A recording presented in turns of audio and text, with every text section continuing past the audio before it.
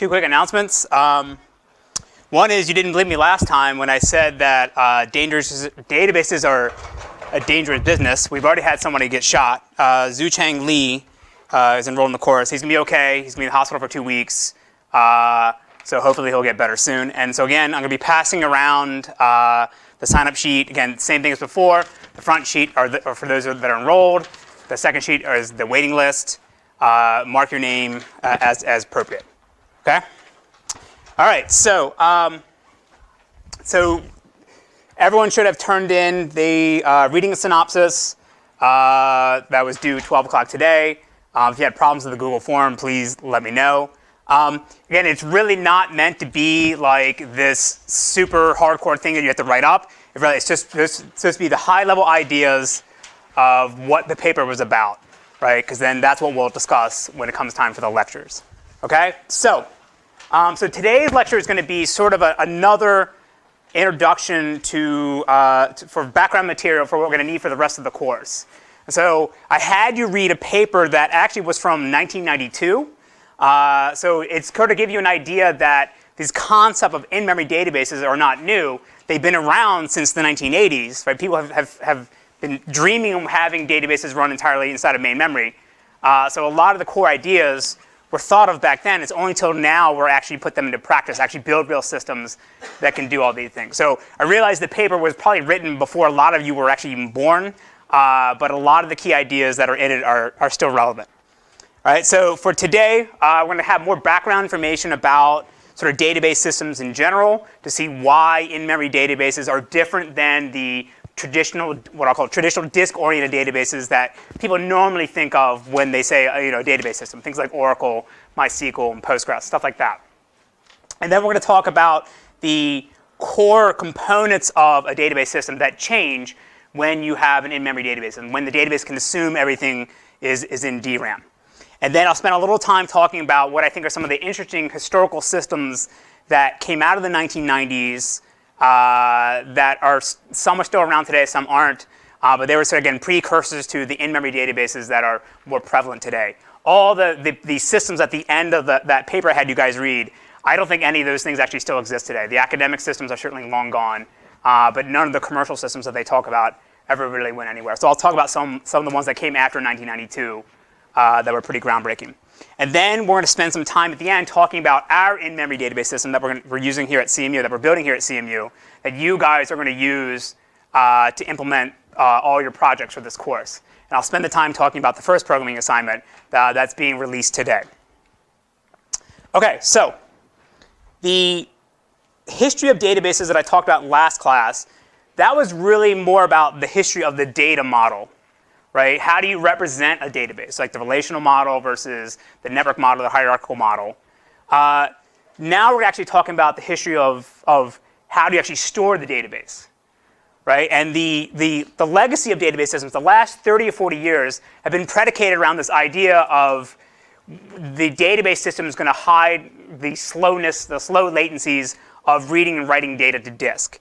And you have to understand when the first database systems like System-R and Ingress were invented back in the 1970s, the hardware landscape that they had back then versus what we have now is significantly different.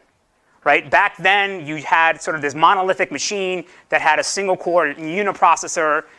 You didn't have barely any RAM at all. You were lucky to have kilobytes.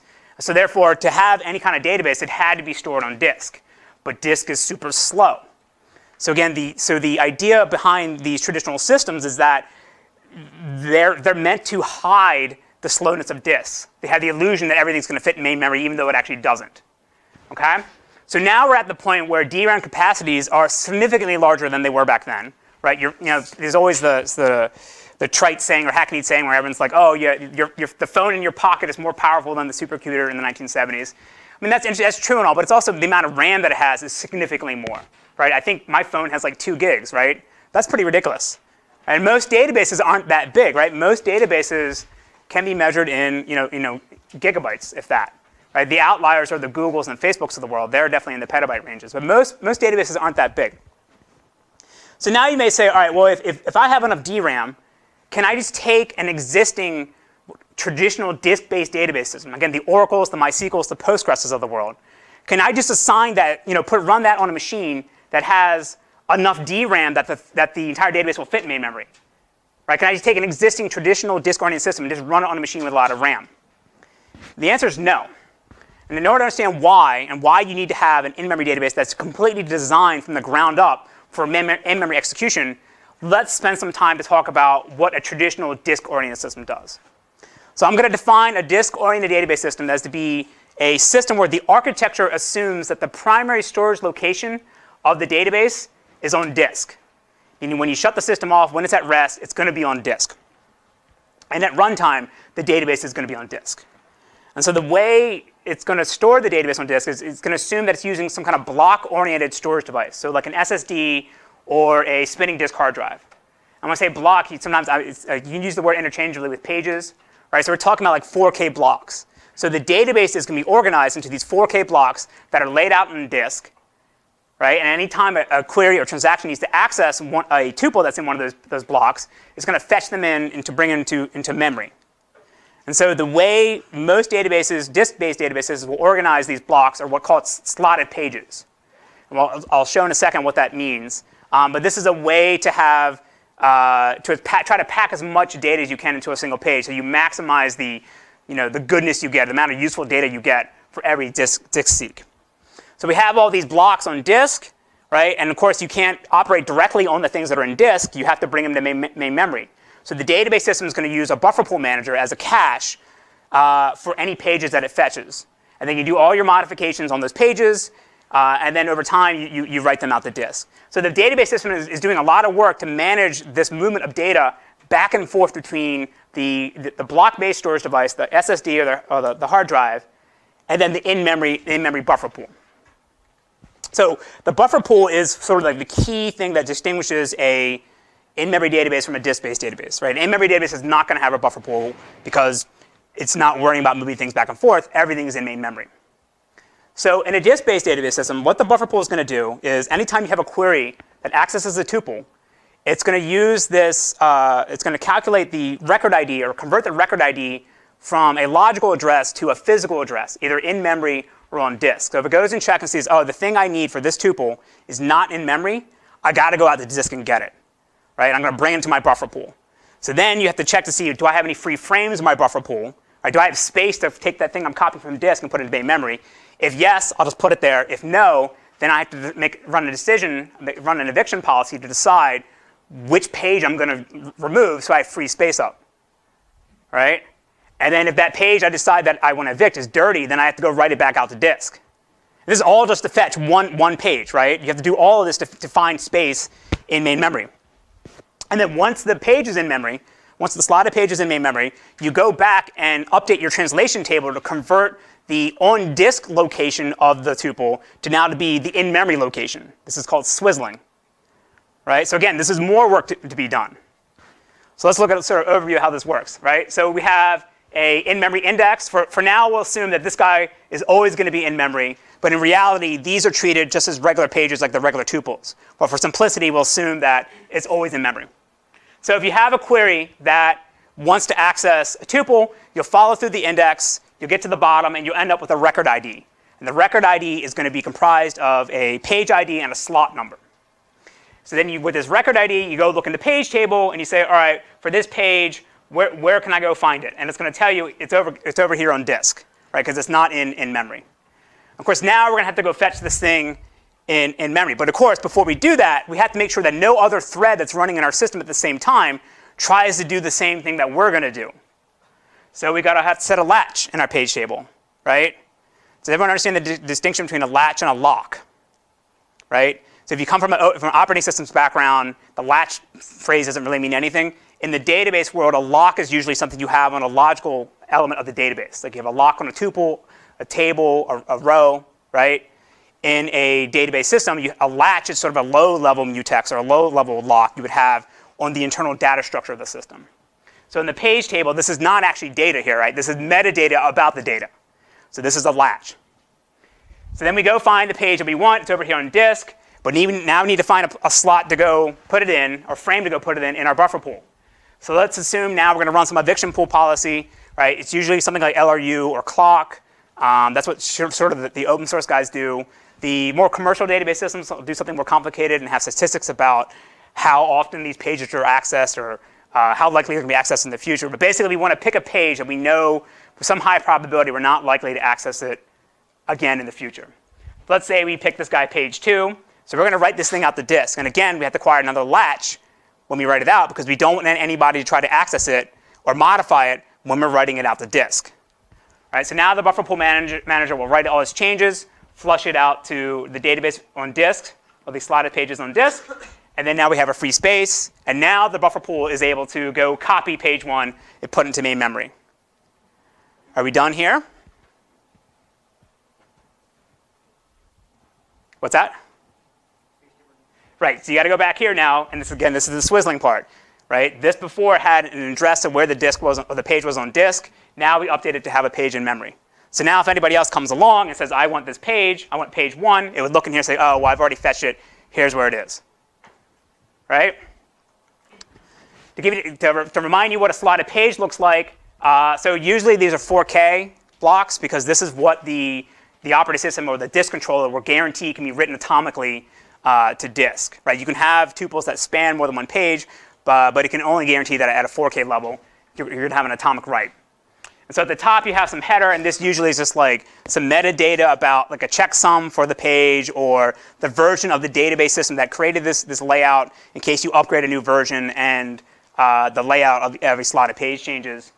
At the bottom here, you'll see you have the fixed length data slots. Right? So these are all the attributes for every tuple that are fixed in length. Right? So like integers, dates, non-variable length chars, things like that. All right, and you're going to lay them out going from this way, from the end to the beginning. Then at the top here, you have the variable length data. And these are things like blobs, var binaries, text fields, varchars, things where they're not always going to be the same length. And you start storing them in the front of the page. So then what you have is now these tuples here will have pointers up to these blobs and say, for this attribute, here's where it is in the page to go get the value for it. Okay? And so the way this works is that you add new tuples from the beginning to the end, so it grows sort of this way, and the variable length stuff goes this way. And eventually you'll get to some point in the middle where you don't have any more space for any of the fixed length guys or the variable length guys, and the page is considered full. So this works pretty well in practice, but this free space usually has a little bit here that you can't use. Right? So you kind of have some wasted space here. So again, in the buffer pool, every page access, right, tuple access is going to have to go through this buffer pool manager, regardless of whether the page is already going to be in main memory. Right? So again, getting back to the point, why isn't a disk-based system just, if you just have enough DRAM for it, isn't that the same as an in-memory database? The answer is no, because you're going to do all that translation, all those latching, and all that stuff that I just talked about if the database, regardless of whether the page you need is in memory or not. Right? So again, if you have, say, a 10 gigabyte database, you put it on a machine with 100 gigabytes of RAM, MySQL is not going to know that you're never going to come back and load in 200 gigs. So it's going to do all these steps every single time because it doesn't know that it's never going to run out of RAM. Again, we have to do this translation. We have to pin pages to make sure that if we're modifying something, somebody else doesn't come and change it or move it out while we're doing this. Right? So we have all this extra overhead. The next big problem is concurrency control. So in a disk-oriented system, again, they're making the assumption that any time a transaction accesses a tuple, that tuple may not be in memory, and you're going to have to stall while you go fetch it from disk. And depending whether you have to write something out, a dirty page, to make space for your new page, this can get really long. This can get really expensive. Right?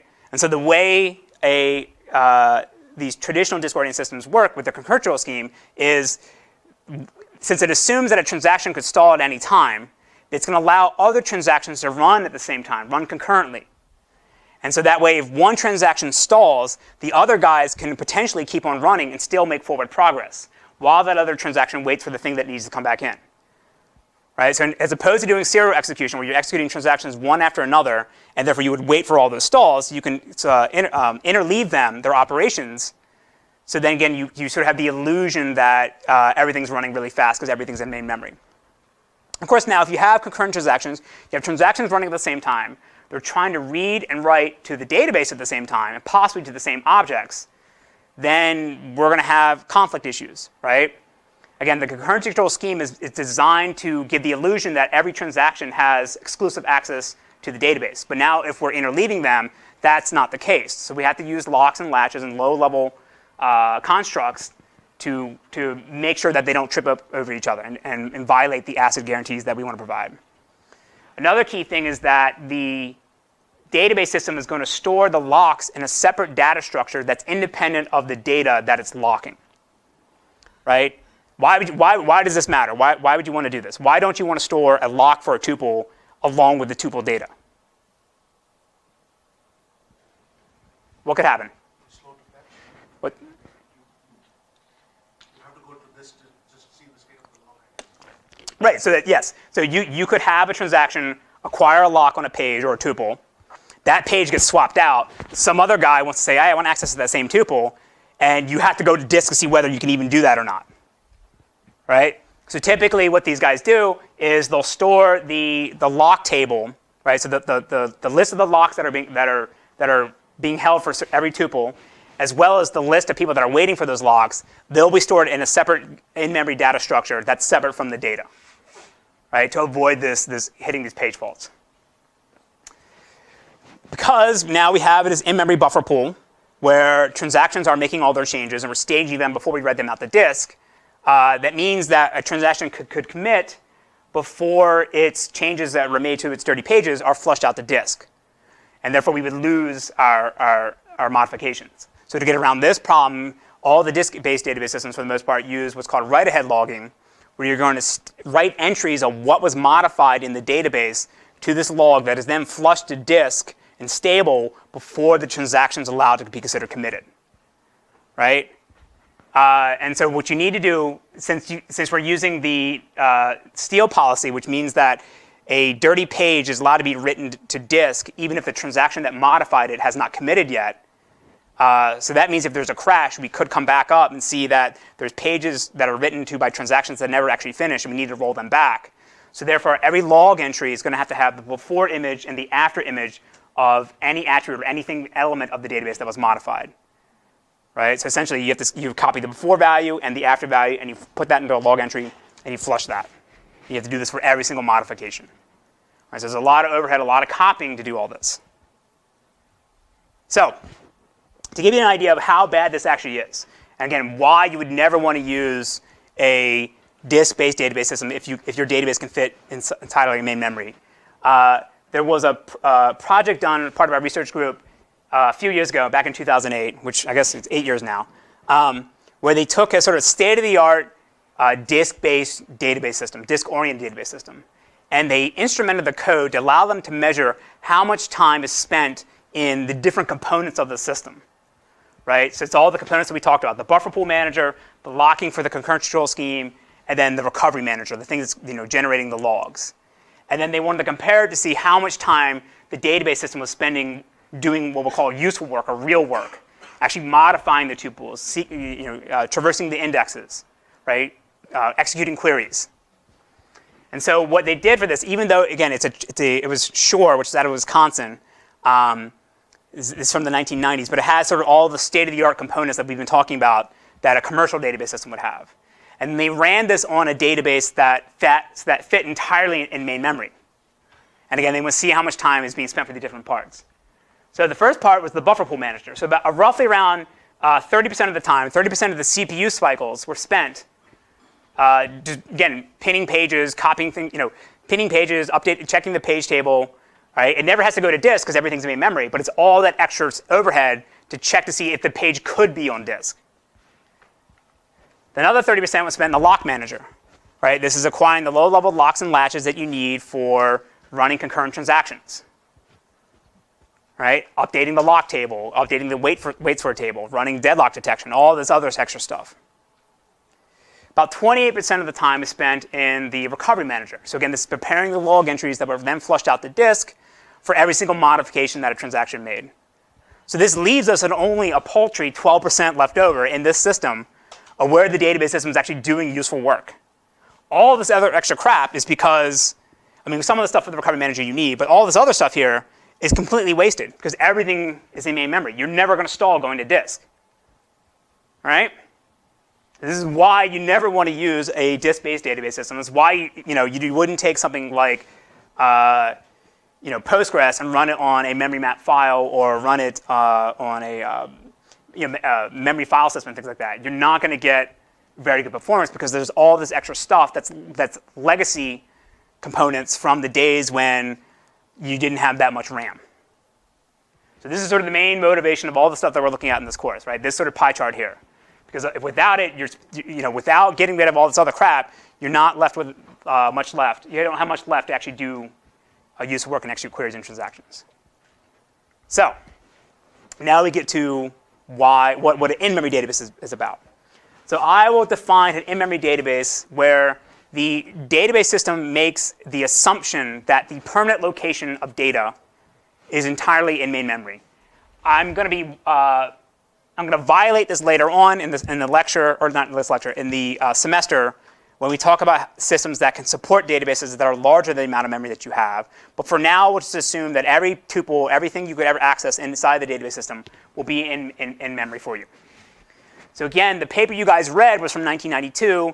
Hector Garcia Molina was a professor at Princeton at the time. Now he's at Stanford, and I think he's retiring this year.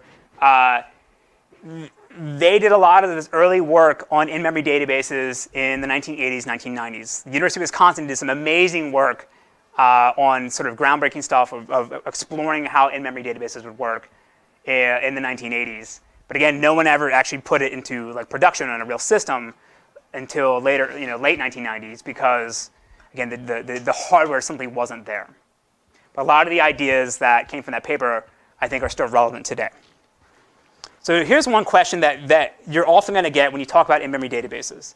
People are always going to say, why not just use MMAP? Does everyone know what MMAP is? Who doesn't know what MMAP is? OK. So MMAP is it's a way in an operating system or a way in an application to have the operating system map the contents of a file directly into main memory. Right? So you're not calling malloc to allocate some blocks of memory and then opening up a handle to disk and writing out separately. You just take a file on disk and suck it in main memory, and you can access it directly as if you did malloc it. Right? So people always say, well, why not just use MMAP instead of, certainly in the case of the buffer pool stuff, right? Don't do all the buffer pool management yourself. Let the OS do it. Why is that could be potentially a bad idea? If anybody's used MMAP before. So it's not that crazy because there's actually some real systems that do this. Probably the most famous one is MongoDB. Before last year, the primary storage engine, the primary storage manager of MongoDB was based on MMAP. And they had some really great numbers, performance numbers, when everything fit in main memory. They've raised so much money in the last couple of years, and so they really could have done anything with their database system. Right? They could have stuck with MMAP, but they didn't. They bought this company called Wired Tiger, which was a startup out of Boston from some of the guys that originally built Berkeley DB. And actually, we had them come give a talk at CMU last semester. Right?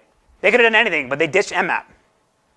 MongoDB is another early column store system that's actually still around today out of CWI. So this is one of the examples of an academic system that actually made it into the real world and people use it. They use MMAP. LMDB is it's a in-memory embedded database system. We had them come give a talk last year as well. They use MMAP. The way you would normally use MMAP, if you're using it for a disk-based system, you would use the commands madvise and msync to provide hints to the operating system to say, here's the pages I don't want you to flush. Right? The same thing as pinning pages in a traditional disk-oriented system buffer pool. Right? So the reason why you don't want to use MMAP is it's giving you, you're relinquishing fine-grained control of what's in memory, the contents of memory. Because you're letting the operating system make all these decisions for you. Now you may say, oh, if my database can fit entirely in main memory, then I'll just run mlock on the entire thing, and then the entire address space is pinned to memory, and the OS won't try to page it out. Right? Then you're essentially doing the same thing. It's just malloc everything. And you can address stuff just as it was if you did malloc yourself, right? So that's not that big of a difference. But I say one of the key differences is that the on-disk representation of the database when you use MMAP has to match what it is in memory, because anything you change in memory will then get flushed out to disk. And this won't work when we want to do checkpoints, because usually what happens is when you take a checkpoint, you want to compress it or use some kind of delta encoding to store a smaller representation of the database out the disk. And with MMAP, you can't do that because you have to take the entire 10 gigabyte database and write it out to a 10 gigabyte file. Right? You can't modify it in any way. Whereas if you do malloc and manage memory yourself, you can do all these things automatically. Another problem you have is that the database system is not going to know what pages are in memory or not. Now, this won't be a problem if the database fits entirely in main memory, but when we start talking about larger than memory databases, this becomes problematic because you could have a thread in your database system and try to access a tuple, and it's not going to know whether that thing's in memory or not. And therefore, the OS, if it's not there, the OS is going to hit a page fault and block your thread while it goes fetches the thing you wanted and bring it back to main memory. Right? Where if you're managing memory yourself, you can say, all right, well, this is the thing I want. I don't need it. Let me go have another thread asynchronously go fetch the thing I need, and I'll continue to execute other transactions to still do useful work. Right? So in general, a well-written database system is always going to be able to do better than what MMAP can do. And there's no, I would say, serious database system today that would use MMAP. Right? If you went to Oracle and say, hey, I have a startup, you should buy my database system, and I'm using MMAP, they wouldn't even talk to you. Well, they wouldn't talk to you to begin with anyway, but that's another story. So again, if you don't remember anything else from this course, don't use MMAP if you build a database system.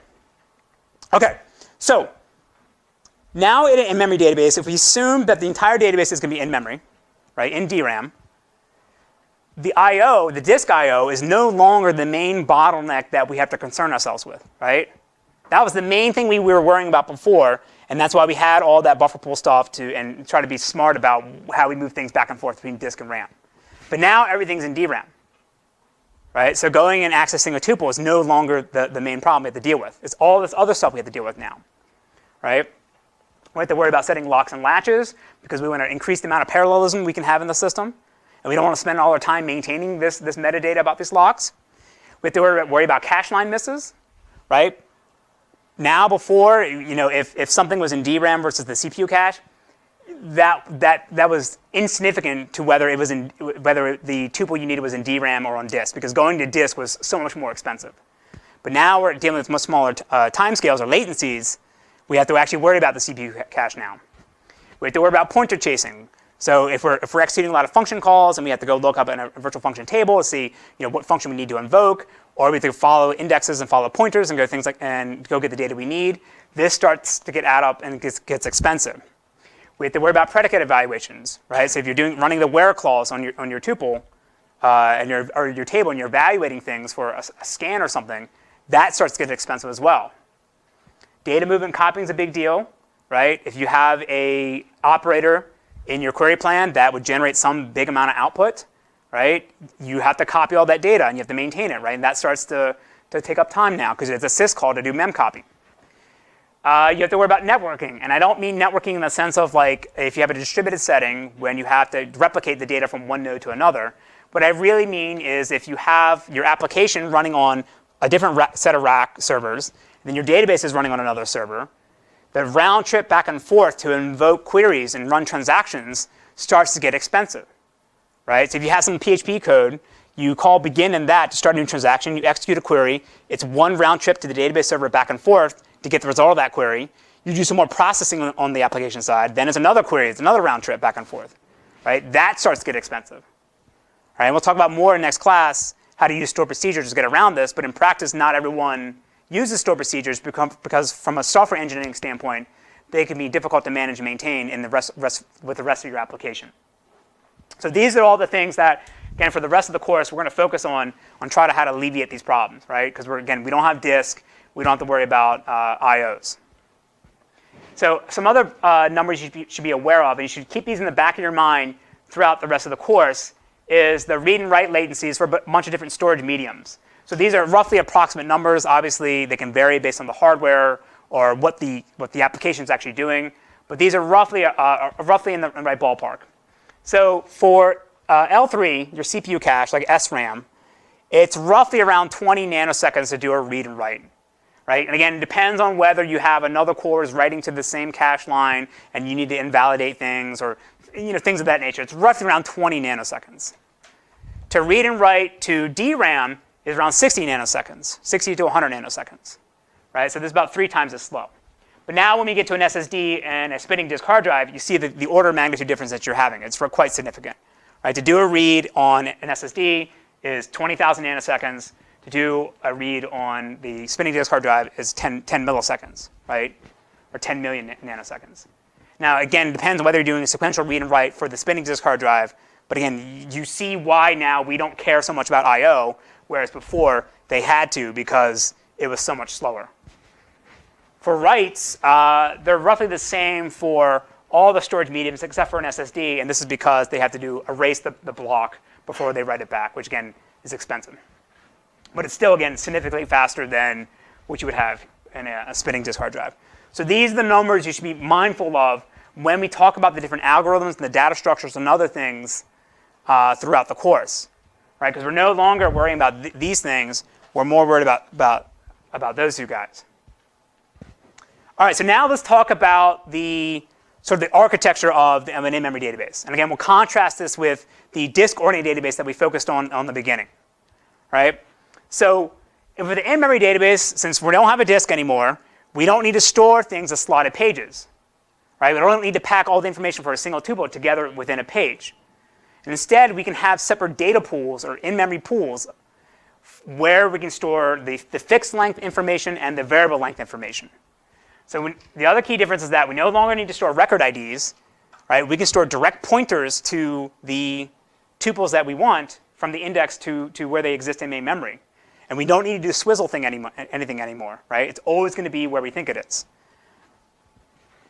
Another key thing, and we'll bring this up and when we talk about sort of historical systems, is when things were on disk, you assume the disk was reliable, right? You could rate it, you could have multiple copies of it, but you assume that when you wrote a page and you read it back in, no one was going to mess with it. In the case of an in-memory database, depending whether you're embedding it inside the application or not, you want to be careful that some other stray thread or process in the system doesn't go overwrite something and trash your data. So you're going to usually store checksums with every single block, and then you have possibly a background process to go check to see whether things have been modified or not. All right, so this is sort of the same layout that we had before for the data organization. We still have our in-memory index, but now we don't have a buffer pool. We're going to have separate data pools for the fixed length blocks and the variable length blocks. So we have some query. It goes and does traversal on the index, and it's going to get back a memory address that's going to point directly to the tuple we want in memory. And then say this guy here is a var binary attribute. It'll have a pointer to the data in the variable length pool, right? And normally what happens is for the variable length pools, use like a slab allocator scheme where you have different pools for different size attributes or different size objects. And then that way you're getting a more efficient compaction or more efficient usage of the memory here than you would get in like a slotted page scenario, right? And again, I'm ignoring sort of all the extra metadata you would have for the locking information or the concurrency control schemes. Right? That's sort of separate from this. So you can think of this part here as essentially just a big array of bytes. Right? You malloc some byte stream, and you say at every offset you're going to have one of these tuples, right? So you don't allocate a separate slot for every single tuple. You allocate usually a 10 megabyte chunk is what we used. I don't think anybody's actually done any analysis to say what's the correct size for each block.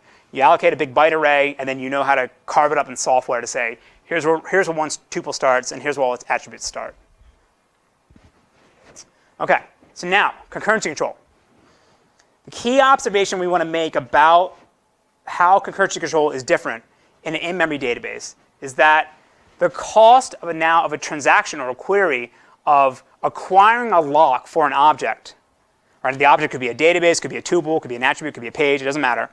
The cost of the transaction acquiring that lock is approximately the same as accessing the tuple, right? Tuple is going to be in main memory, your lock's going to be in main memory, it's roughly the same. So it may be the case that we actually want to go just access the data rather than acquiring a lock for it, And the way this manifests itself is that you want to use a more coarse-grained locking scheme in an in-memory database than you would use in a disk-based database. Right? So in a disk-based database, if you're using two-phase locking, you're going to acquire locks for all the individual tuples, right? Because the idea is that if one of your transactions stalls, because the thing it needs is on disk, when it's stalled, it only has a small lock on that single tuple, right? It doesn't have a lock on the entire database. So therefore, other transactions can acquire other locks for the other tuples, and again, still make forward progress. But now in an in-memory database, you're not going to stall. So therefore, all the extra overhead of acquiring all these fine-grained locks, all the individual tuple locks, starts to build up and become a bottleneck. So in the survey paper you guys read, he talks about how it may be a better idea to have locks at a higher level, like at a table or even a database. And that, because the idea is that the transaction is going to be so fast, it's going to acquire the lock, make a single lock, make the modification that it needs to make, and then commit right away and release the lock.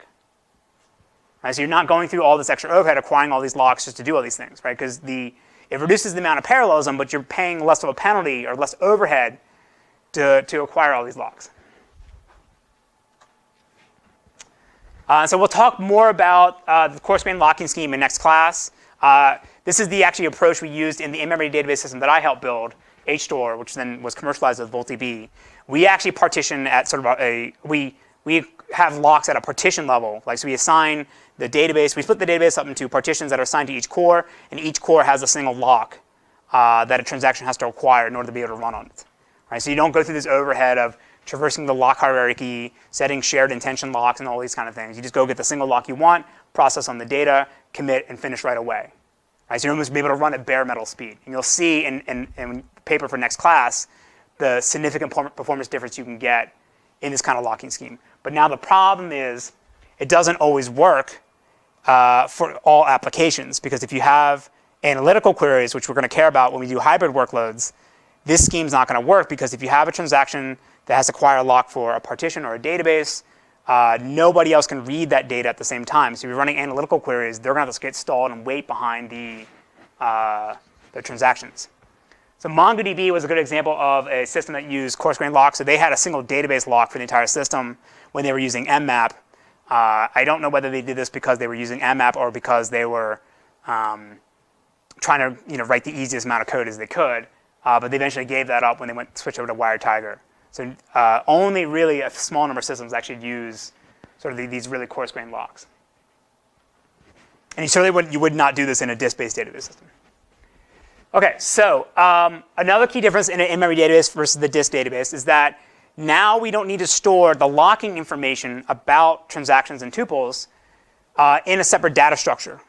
We can store it directly with the data. So if you have like a tuple, you'll have a little header, and you have maybe a single bit to say, someone holds a lock for this thing, and what kind of lock they hold. The advantage of this is that it's going to help you improve your CPU cache locality. So before, if you had a separate data structure for your lock, you would go to that, make it, acquire a latch for it, create any changes that you want. Then you go fetch in memory the address of the tuple you want and go do other modifications in there.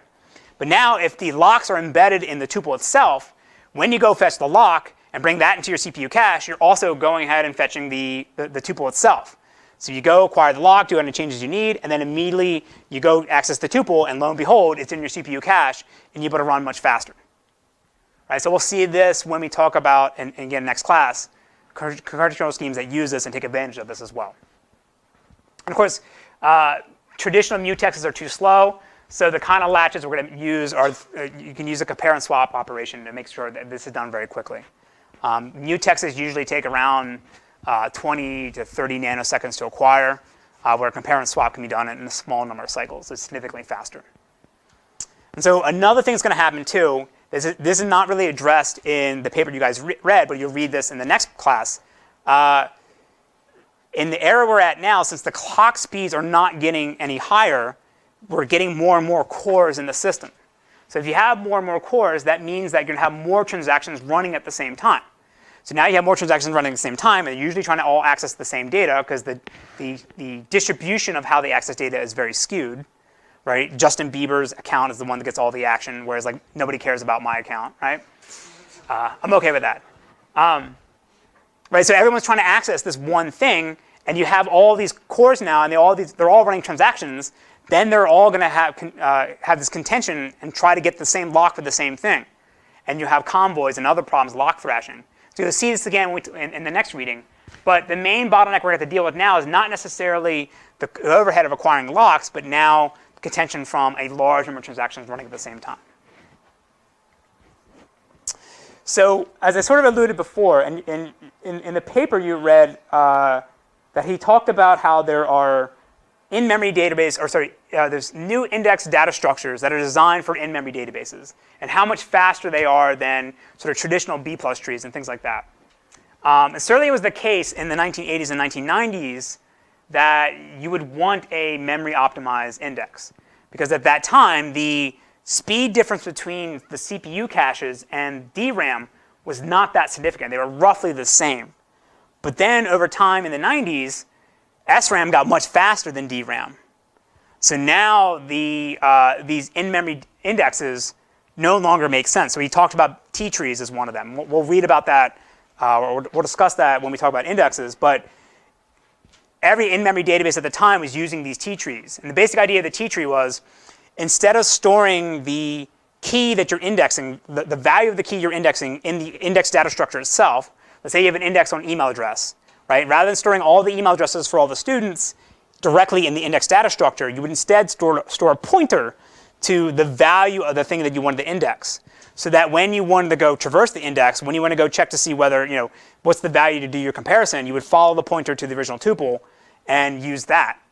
Well, it turns out now, when CPU caches got much faster, if you're going to go fetch the node you need for the index in order to traverse it, if you're bringing in the values for it with it, because they're embedded inside of it, that's going to be much faster now than having to chase a pointer to go find the original value you should be doing your comparison against.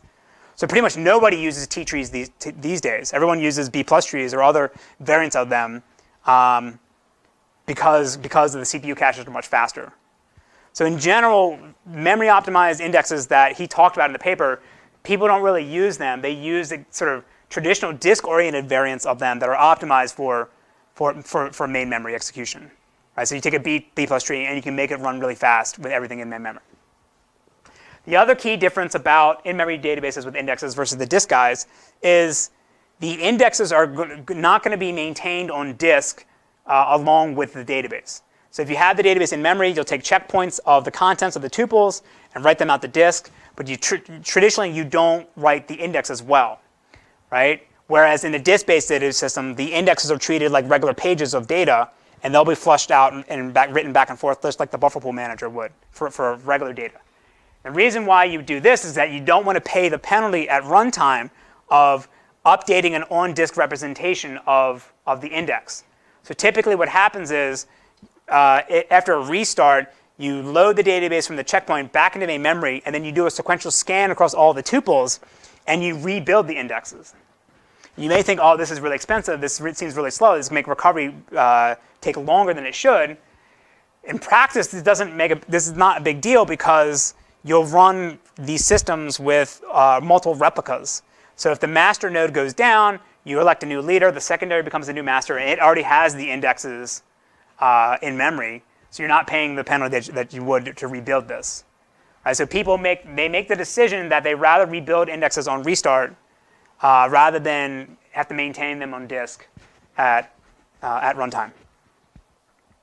Okay, so the next thing is query processing. So when we look at those different latencies for the different storage mediums, since the disk overhead was so significant, a lot of the algorithms, a lot of the choices that the database system would make about when it came time to generate query plans and process them were going to be based on trying to maximize the amount of sequential I/O, or just reduce the amount of I/O in general.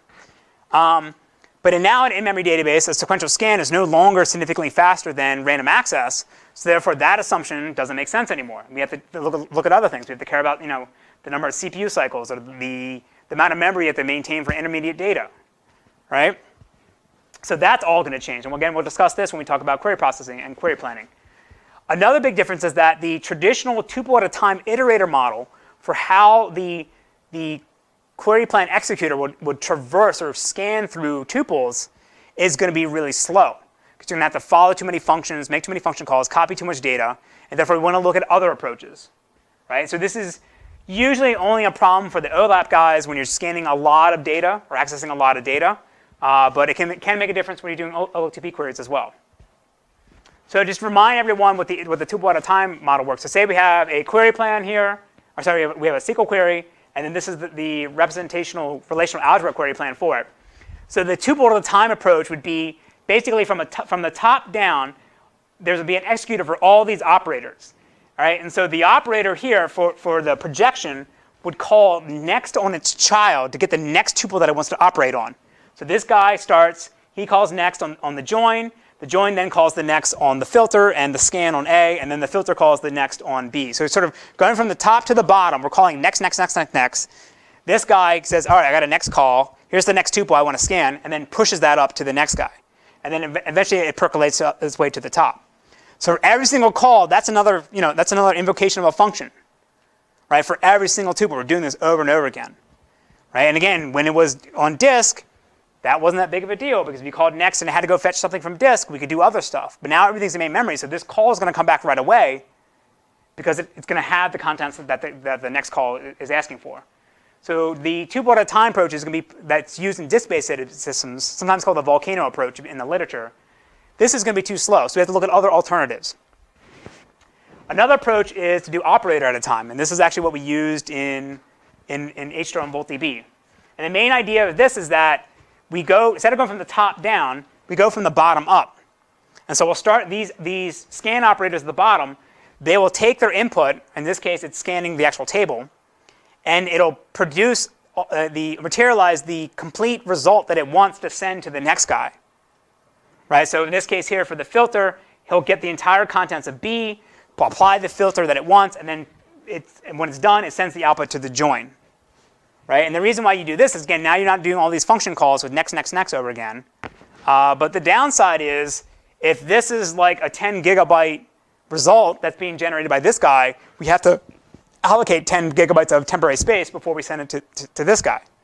So in OLTP, where we're accessing a single tuple at a time, this is not that really big of a deal. But in OLAP, you could never do this, because if your database is 1 terabyte and the operator is generating 1 terabyte of data, you would need 1 terabyte of RAM. Right? So an alternative, it's sort of a hybrid of these two guys, is the vector at a time approach. So this is going to be like the tuple at a time. We're going to go from the top down, called next. But instead of pushing up a single tuple at a time, we're going to push up a vector of data, or a chunk of data. Right? And so that we get the same kind of parallelism, the same kind of smaller intermediate data that we would get from the tuple at a time approach, but we can send more data and do less function calls as the operator time approach. Yes? If your query gets very large, do you basically end up with tuple at a time on top? So like, if B is returning like 100 tuples to the one above that, then that cuts it down to like, I don't know, 50 or more or fewer. Mm-hmm. Like, as your query gets larger and larger, I mean, as the vector gets all the way to the top, when you end up with very few results possible.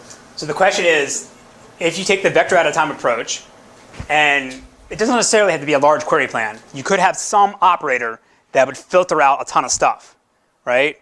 And then wouldn't you essentially end up with the same as a tuple at a time approach, right? That's fine if you're at the top and you end up basically the vector is 1 tuple, right? It's really down here where most of the I/O is occurring, most of the active memory access is occurring.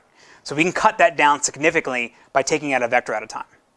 Another key thing that I'm not going to talk about here that you can do with the vector at a time, or maybe not necessarily with a tuple at a time, is if you're doing an OLAP query that only has to access a subset of the attributes, you can pass back a vector of them rather than the entire tuple. Now, it's essentially the same thing as sort of like a pushing down a projection to be as early as possible. But there's other techniques you can do with like late materialization, we'll talk about later. Like, there's other tricks you can do that with vector at a time turns out to be better. Does everyone understand that, right? So like I'm basically saying at the top, he's right. The vector may just have one tuple, and it's essentially the same thing as a tuple at a time. But at that point, you've already basically filtered out so much that it's not that big of an overhead. Whereas if you're doing it down here, if you're accessing a billion tuples, doing it at a tuple time would be really slow. Yes? Shouldn't each stage though just only output its next value once it's gotten a full vector? So it would keep re-querying its input for vectors until it actually produces a vector's output? So the question is, in the vector at a time approach, shouldn't each operator only generate a vector when it has enough? Yes, that's how it works. So you wouldn't actually filter down unless you got. What do you mean you wouldn't actually filter down? Well, once you got to the end, there's only like a few values left, right? Right. So we're going from the he would call next. He doesn't have anything, so he's got to call next. He doesn't have anything, so he calls next. So this guy, say B has a billion tuples, right? But only 100 of them have a value greater than 100. So he would basically keep going until it says, yeah, I have this. You're asking me to generate a vector with 1,000 tuples. I'm going to keep going until I either reach the end or I hit 1,000 tuples. Then it sends it up.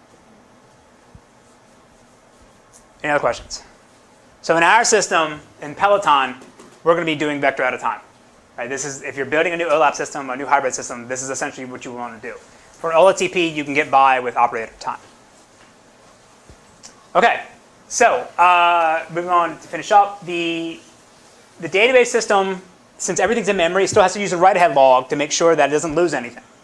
Right, and then the survey paper from 1992, they talk about, oh, you could have battery backed up DRAM with a supercapacitor, so that way if you pull the plug, you can flush out the contents of the log, the tail of the log out to memory.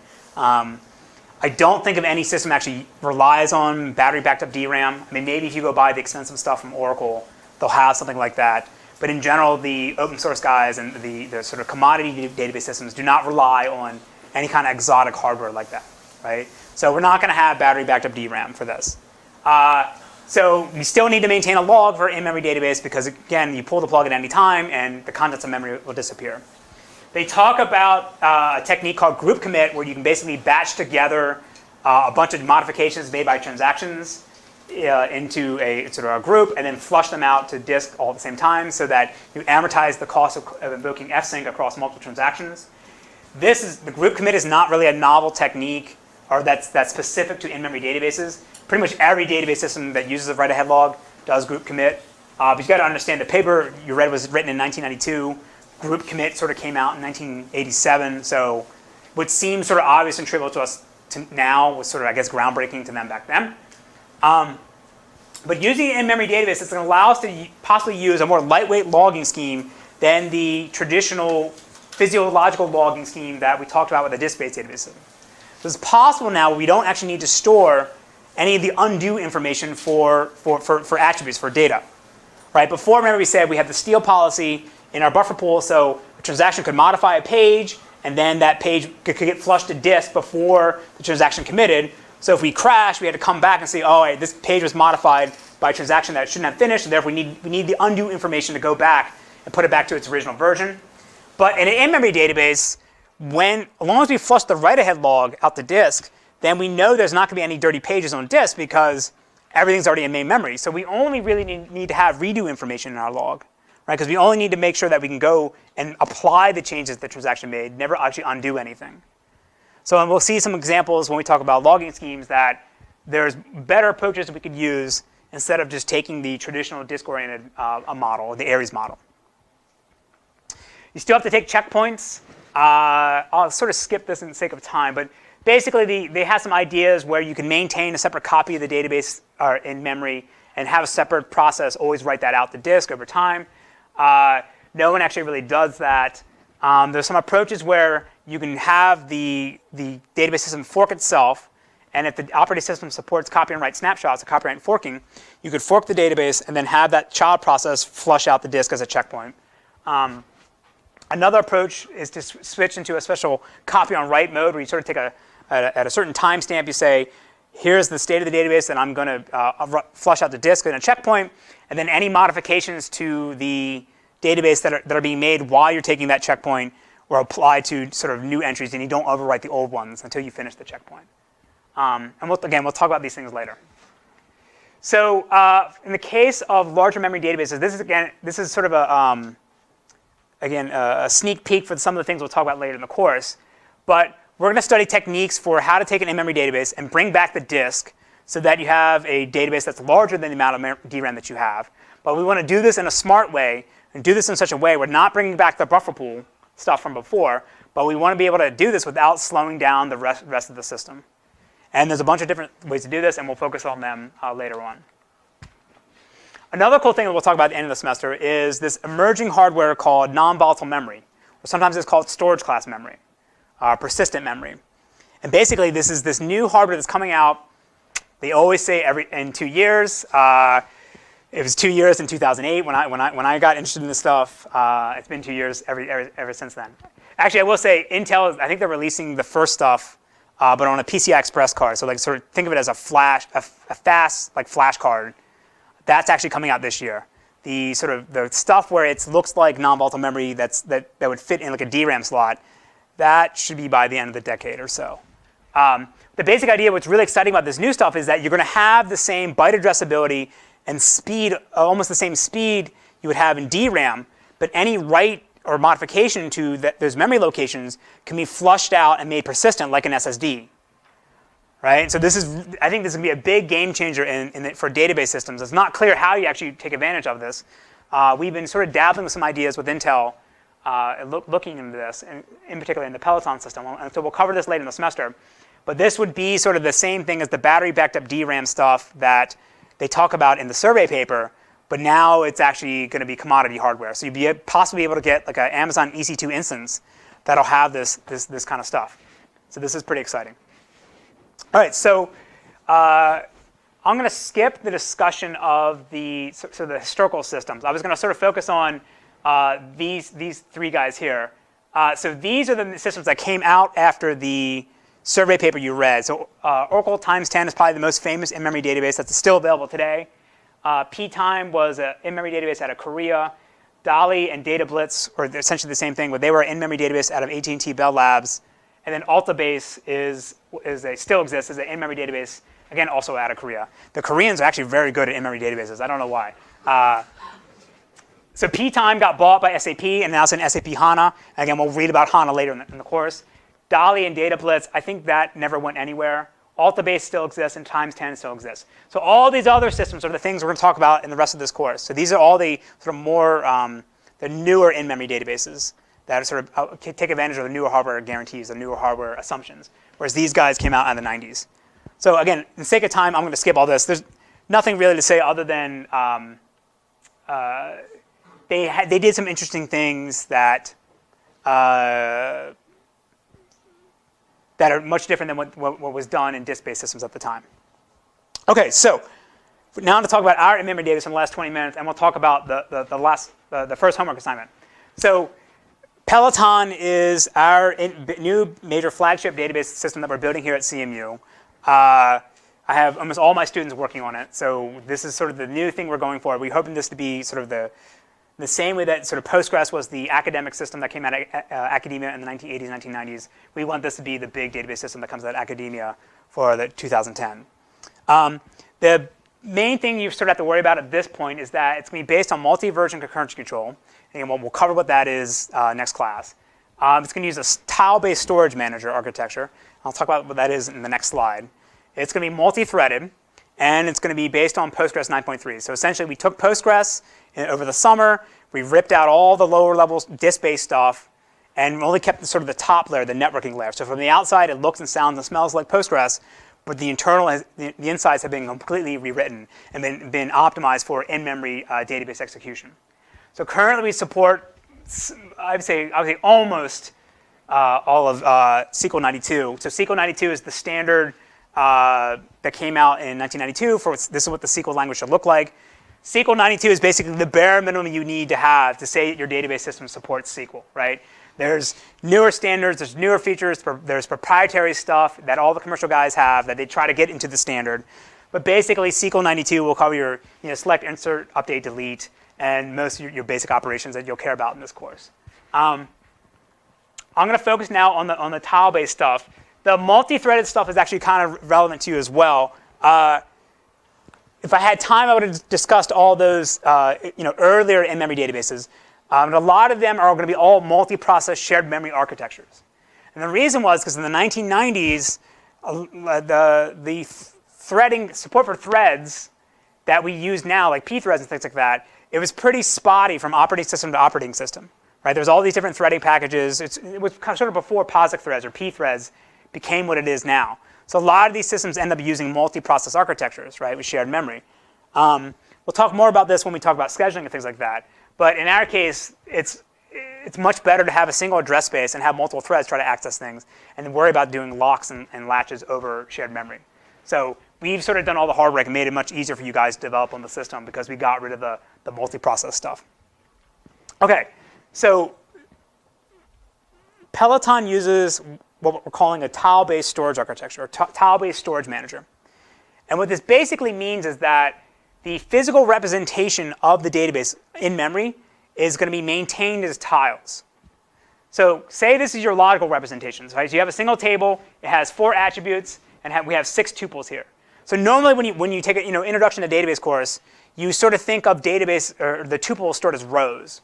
Right? Tuple 1 goes here, and then here's all its data for its attributes. And when it finishes, then that's when tuple 2 starts. Right? But in our case, we can actually break the physical representation of the table up into different layouts in different ways. Right? So in here, we'll say we have a tile group A. We have 2 tuples in it. And in that case, we're using the standard row-oriented storage model for it. But then we have tile group B for tuples 3, 4, 5, and 6. We're going to split them up into 2 tiles, where the first tile has attribute 1 and 2. And then the second tile has attribute 3 and 4. So the way this looks like is now if you had, say, tuple 3, and I'm going to scan across this tile, I would get attribute 1, attribute 2, then attribute 1, attribute 2 for the next tuple, right? And not straight across like there. Can anybody tell me why this actually, you would want to store stuff like this? What does this actually give us if we break it up? What's that? Smaller strides. Smaller strides, possibly, yes? Projection, projection. Yeah, so if you're doing an overlap query where you only need attribute 1 and 2, you don't have to skip through 3 and 4 over here. You just go to this tile and burn right through it and run much more quickly, right? We'll talk more about this when we talk about storage layouts and storage models. But basically what will happen is when you have new data, like you insert new data for your transaction, it'll get inserted as a row-oriented format like this. And then over time, as it gets colder, we'll break it up into these types of tiles here, because that's going to be faster for the overlap queries. So to make what this looks like for you guys to do the first homework assignment is you're going to have some operator that does this scan that's going to give you access to the tuples, and it's going to give you a physical tile group, right? You don't really have to care about the layout. You just have to understand the parlance of when you look in the code and say, here's a physical tile, what that actually means. So this is the physical tile will be the actual bytes of the tuples that you're trying to scan or trying to access. But then other operators in the tree will deal with what are called logical tile groups. And these won't be the actual real data. Instead, these will be pointers to the physical tiles, right? And again, we'll hide a lot of this information for you. You would access it, and your operator that you're going to build for the first assignment, and you're not going to know whether it's a physical data or a logical data. It's going to hide all that for you. But this is basically what's going on here. And the reason why you want to do this is sort of related to the question he had, right? Is it allows you to do late materialization. So let's say I have a database our table we're trying to scan here has 1 billion tuples, right? And I want to pass that up through as vectors up this tree. And if my table is really wide, I have like say 1,000 attributes. At the higher end of the tree, I don't want to have to copy all of that data from one operator to the next. I can instead store pointers to the original location of where the tuple exists in main memory and operate on those pointers. And only when I have to actually give the user that's at the terminal typing the SQL query, only when I have to give you the answer will I then dereference these pointers and materialize the final result. So this is a common approach that's used in OLAP database systems, right? You delay the materialization or the copying of data for as long as possible up the query plan until you actually need to give it to an operator that needs to look at the data or an operator that will return results to the user. Okay? So in the documentation for the first assignment, you'll see where we say you're going to be getting this kind of tile versus that kind of tile. and you'll be able to see the API, and we'll hide a lot of the details for you. But in case you're like, oh, what's a logical tile versus a physical tile, this is the difference here. Right? This is basically just for your own edification. There's documentation online that describes this as well. But again, if you have any questions, let us know. OK, so in the last 10 minutes, the first project you guys are going to be working on is you're required to build the hash join operator inside our database system. Right? And then you have to support inner join, left outer join, right outer join, and full outer join. Right? You don't have to worry about doing any of the predicate evaluation to compute the join. We'll give that for you, and we'll give you the function calls. It's really you setting up the hash tables and the data structures to produce the join, generate the output, and then emit it to the next guy, emit the vector up to the next operator. OK? So you're completely free to implement the sort of the textbook canonical classic join algorithm. Or if you want to get a little crazy and you want to do the Grace hash join algorithm, you can do that as well. This link here will be to the Wikipedia article that will describe what the hash join algorithm is. We're really not trying to make you do something really hard to force you to think like, how do I design a hash join algorithm? There's a million tutorials and information on how you do a hash join online. It's really for you guys to get your feet wet in the system, set up your development environment, be able to build the code, build the system, run it on your laptop, and apply tests and things like that. It's really meant for you guys to actually get started early on how the system actually works and how you can make modifications to it. Okay? So we'll be providing you with a C++ unit test that you can run to check to see whether your implementation is correct. And then we also have a SQL batch script that will test a bunch of different scenarios that you can then load into the system and check to see whether your thing's producing the right answer. So we'll give you the SQL batch script, and we'll give you the expected output, and you can run a diff yourself and see whether you're matching here, right? And again, because we're based on Postgres, you can start the system up, on your laptop, and you can open up a terminal right to it. And you can start writing, queries and everything directly to the system, and you can see how it's going to execute your workloads. So we'll give you some basic tests, but we strongly encourage you to do additional tests beyond what we're going to provide you, because we'll run additional tests when it comes time for grading, going beyond the simple things that we provided you. So the key thing, and you'll see this in the instructions, that you want to make sure that you tell the system that you want to disable all the different join types that it can support. Like it has a nested loop, it has a sort merge join. You want to tell the system to disable all those options so that the query plan optimizer always picks the hash join for you, so you're guaranteed to always run through your code. Okay? So for grading, again, we're going to have additional tests beyond what we provide you. We're going to try to have a leaderboard set up on Autolab so you can see who has the fastest implementation. And we'll give bonus points to whoever writes the fastest code in the class. We'll make sure that when you run the tests, it'll run Valgrind. If you don't know what the Valgrind is, it's a memory leak checker, right? So we'll grade you based on whether your code actually leaks memory or not. Right? It shouldn't be hard. But if you want to double check, you can run the unit test and run Valgrind for you. The other key thing is that we're also going to be grading you based on whether your source code follows our proper coding style. So I think we follow the Google coding standard, but we have a script and a program called Clang format that will check to see whether your code conforms to the proper style. Bottom line is, I hate tabs. Do not use tabs. You will lose points if you use tabs, right? And we have documentation for what the guidelines are and how to do all these tests. Peloton only builds on 64-bit Linux. As I said last class, we spent a lot of time trying to make it work on OS X, and I apologize. We can get it to compile. We just couldn't get it to link. But you can do all your development either on your Linux machine, or if you have, you can download VirtualBox and Vagrant, and we have instructions for how to set this up automatically. Vagrant basically is a front end for VirtualBox, so it'll go out on the internet and get the VM you want and set it up automatically. So you have easy way to set up your development environment. So and again, I'm going to assume that either you already have a laptop, or since you're here at CMU, you know how to find a machine. There's enough floating around here that nobody should really have any problems, right? So the one thing is that I encourage everyone to use GitHub for this programming assignment, but the key is we don't want you to have all your source code for the first two projects be public and online so that other people can see them, right? Because other people can see that and can take your code, and then we're going to run the plagiarism checker. And if somebody else took your code and you guys come back with having the exact same format and style of the code, you're both going to lose points, or you're both going to fail. So you definitely should use a private repository in GitHub.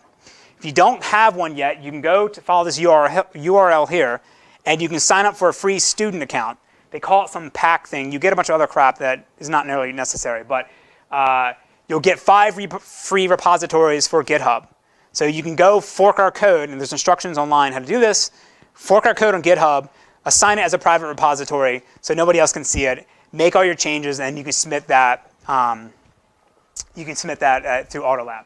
The reason why I suggest you use Git is because if we ever make updates to the project to fix things, or if something doesn't work quite right, we're going to push in the GitHub and then announce to the class, do a pull, and you'll get the latest changes from us. All right, so the first project is due February 8th. I don't know whether I think it's a Wednesday, but it'll be at 11:59 p.m. at night. And the late policy is that you'll lose 10% of your final grade of the project for every 24 hours that you're late. And the full description of the project assignment and the instructions on how to get started are available at this URL. So any questions about the first project? It's about, I think you have 4 weeks to do this. It's not meant to be super hard. It's really meant, again, for you to get started on using the system and running it. OK, so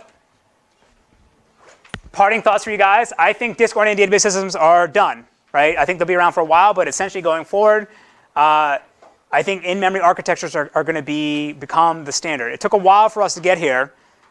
Certainly in the last 10 years, people were very afraid of running an in-memory database, right? Because you pull the plug, you lose everything. But I think people have sort of warmed up to this idea that in-memory is the way to go. And again, you can put this on my tombstone when I die. Never use MMAP for your database system. OK, so we're done. Next class, we'll start talking about background information on transactions, more complicated transactions. And then we'll have an introduction to running concurrent control schemes on many core systems. And then that'll lead us to the more complex concurrent control schemes that we'll discuss after that. OK, and again, the sign-up sheet is somewhere around here. If you haven't signed up yet, please mark your name down. OK? All right, guys, thanks. See you next time.